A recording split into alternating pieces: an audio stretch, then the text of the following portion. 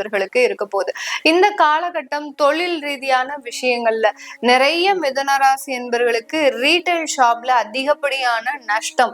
இது எல்லாமே நம்மளுக்கு விற்பனை அளவு நல்லா இருக்கு, எல்லாமே நல்லாவே பண்ணிடுவோம் அப்படின்னு சொல்லிதான் நீங்க ரீட்டைல் ஷாப் ஆரம்பிச்சிருப்பீங்க.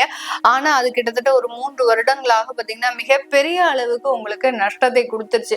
இன்னமே நான் இந்த கடையை வச்சுக்கிறதா வேண்டாமா, இல்ல எனக்கு இந்த கடை நல்லா இருக்குமா நல்லா இருக்காதா இப்படின்னு நம்மளை யோசிக்கிறதுக்கு கூட அந்த விற்பனையாகப்பட்டது உங்களுக்கு இடம் கொடுக்க முடியாத ஒரு சூழ்நிலை.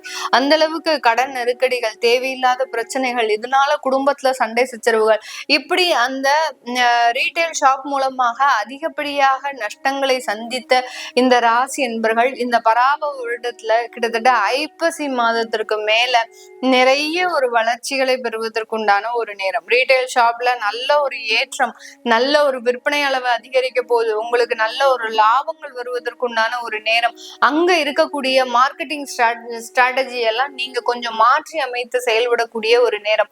இது நாள் வரைக்கும் ரொம்ப ஸ்மார்ட்டா செயல்பட்டிருப்பீங்க. அந்த ஸ்மார்ட்னஸ்க்கு உங்களுக்கு உண்டான ஒரு விலை அப்படின்றது மிக குறைவாக இருக்கும். இப்ப அதே உத்தியை தான் நீங்க இங்க யூஸ் பண்ண போறீங்க. அதற்குண்டான விலை அப்படின்றது மிக அதிகமாக இருக்கக்கூடிய ஒரு